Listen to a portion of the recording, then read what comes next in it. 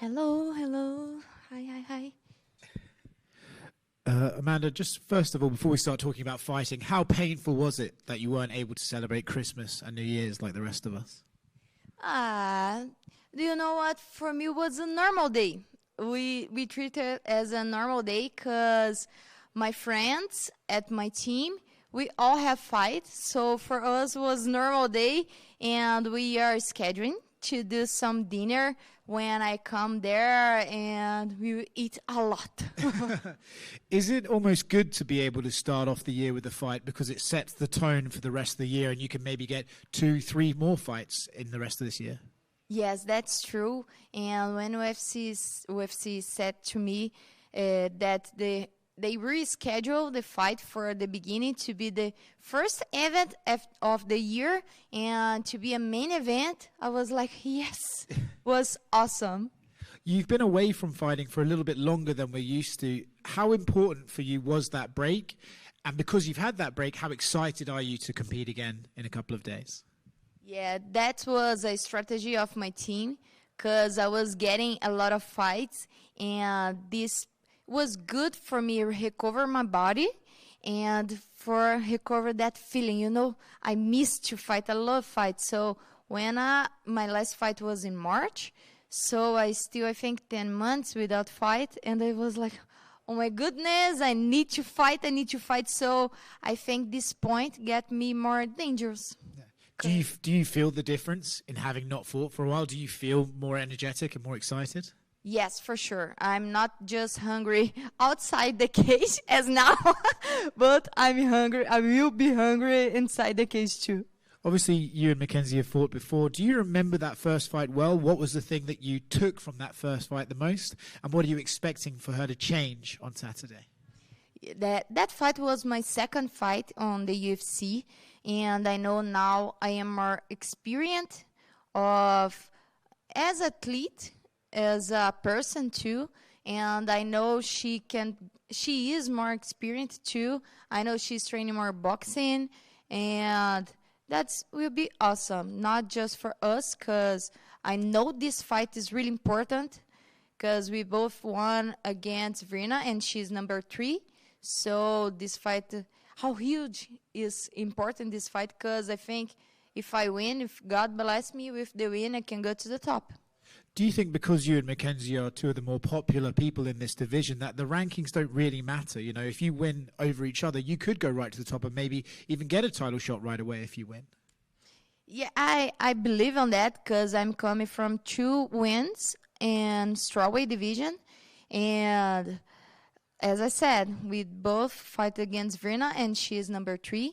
Maybe if I win with a good win, I can go to be step by on the belt, or maybe fight again Verna again. How excited are you to see, you mentioned that it was your second fight against Mackenzie in the UFC. How excited are you to see how much you've grown as a fighter and see the differences between you now and then when you get to watch the fight back? When UFC said to me, okay, let's do this fight again, we start to watch all her fights and my fights too, and it's so good, you know, because I was trying to remember what I was thinking in that time and how much I grew up, how much things I realized since there. And the last year was my first time that I see my face on the poster, and till yesterday I saw my face there again, and that put, okay, let's go, it's your time. Good luck.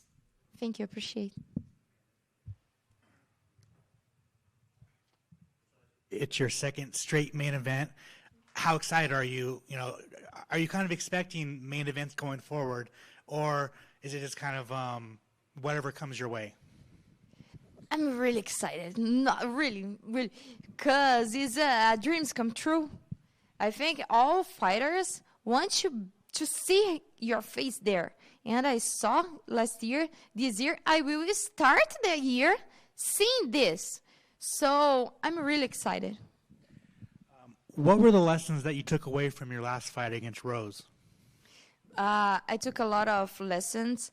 one of that was I did with my team to recovery. I need to feel my body. Sometimes, me as athlete, I just think with my heart, like okay, let's go. But sometimes I need to think with the brain, like, you did 3 fights in less than 1 year. So recovery, not just the body, but the technically, let's get better. And I learned that I need to listen to coaches and my brain too. And even though you lost that fight, did you build confidence knowing that it was a close fight against one of the best girls in the world? Yes, thank you. That's awesome, amazing to feel that, to watch my fight again, and see how I improve myself. Cause my original is jiu-jitsu and judo, and I did striking with Rose Namayunas, and I saw I get better on that. And for this fight, I training a lot my striking, and I didn't forget my judo and my jiu-jitsu, because I know this is really important. And is the plan to keep going back up, go up to flyweight, strawweight, or is it just kind of whatever makes sense for you? I know now I am closer than ever to the belt, so my focus is on strawweight. There is a fight that I said at the end of the fight, I said, okay, strawweight division, I'm back. But, always there is a but. If UFC is still offering me really good fights, as they did, because I just fought with really good fighters, as Macy Barber, Paige Viviane, Caitlin Chukaja. So I will say, okay. And then finally for me, can we get a prediction for Weili Zhang versus Tatiana Suarez? They're fighting for the title next month. I just want your thoughts on the fight and who will win. Yes, this fight I really want to watch, and I think Tatiana will win because she is taller, she is longer, she knows how to do her distance, and for me, if Weili come too closer, Tatiana will grab and takedowns. So she will, if she can control the distance, striking okay, but if Weili start to grab and take down. Thank you. You're welcome. If we do see the belt change, do you think that Weili deserves a rematch, or would you like to see somebody else get that nod first, should the belt change hands? I think to move the category, Weili Zhang, if she wins, I'm here. Don't rematch instantly. No, there is other girls. Well, speaking of that, you mentioned, Verna's name got mentioned. You know, I feel like she's been waiting around for a while. If she was, do you feel that she's deserving to get the winner of that match, or do you rather see that this fight with you and Mackenzie is a contender bout? I think she needs to wait this fight because we both deserve that too. Awesome. Keys to the victory. What needs to happen to make sure that you get your arm raised on Saturday? What really needs to work for you out there? I need to do what I do inside my gym. I need to do what I do inside my gym, inside the cage too. If I can do that, my arms will go to the top. Best of luck on Saturday. Thank you. I appreciate it. Just one over here, Amanda. I had a chance to speak to your opponent yesterday, and when I asked her about her path to victory in this fight, she said that she didn't really, watching your last few fights, she felt that she's improved more significantly than you, and you just talked about your striking. Is that something that you're excited to show in this bout, that you've improved in that area of your game?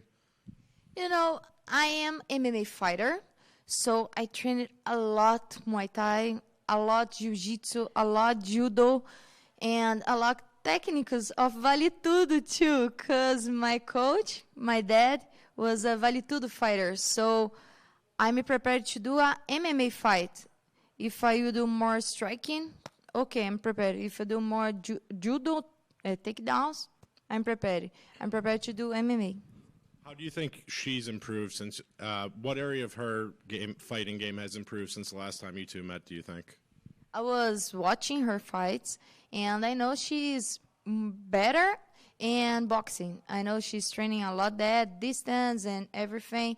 So because of that, I know the fans or everyone can expect a really good fight and maybe some bonus for this fight because I know she likes to fight as me, so it will be awesome. Thank you. Good luck. Oh, you're welcome. Amanda over here, real quick. So you missed out on some big matchups actually in the last 3 years or so. You know, missed out on the Michelle Waterson fights because of injury, the Angela Hill fights because of COVID, and then the Tracy Cortez fight, which is, you know, it never even, you know, came to fruition. So is it frustrating not to get those fights? But I didn't understand the last question. Is it frustrating to like keep missing those out, missing out on those? Yes, it is frustrating when we miss a fight, but I'm blessed, really.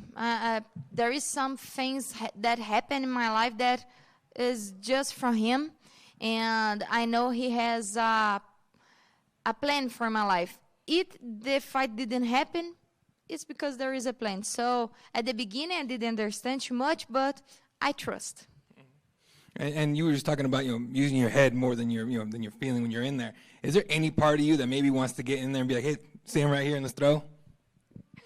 I'm sorry, my English is not that good. It's okay. So you were talking about, you know, using your brain more in a fight instead of just, you know, using your feeling, you know, and throwing hard.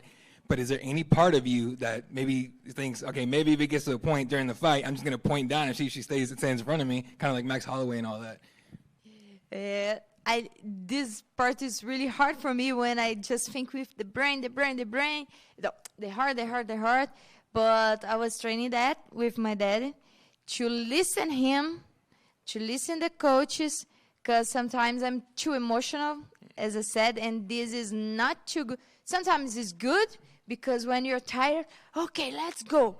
But when you're not tired and you just don't listen, this don't make sense. So we are training that a lot. All right, thanks so much. Best of luck. Thank you. I appreciate it. Thank you, guys. Thank you.